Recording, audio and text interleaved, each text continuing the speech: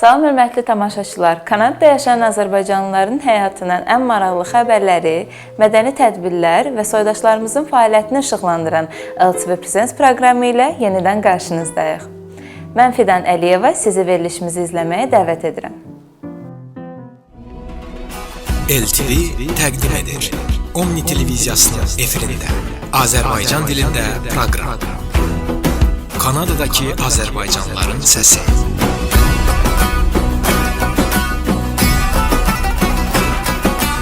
Mədəniyyət və incəsənət, elm və təhsil, biznes və uğur hekayələri. Azərbaycan diasporanın həyatı ekranda.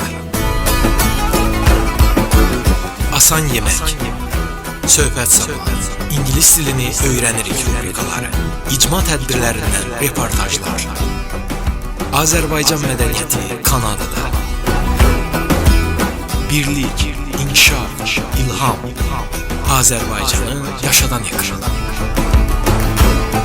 Vətən üçün yaşayıram, şəhadətlər şövqlər aram.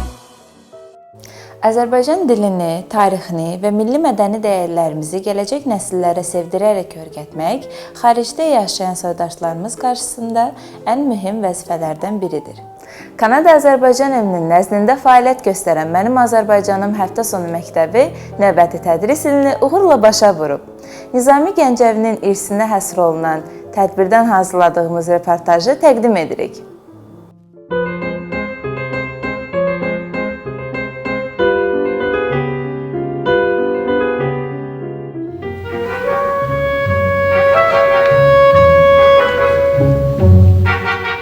Kanada Azərbaycan evinin nəzdində fəaliyyət göstərən Mənim Azərbaycanım həftə sonu məktəbində növbəti tədris ilinin başa çatması münasibətilə tədbir keçirilib.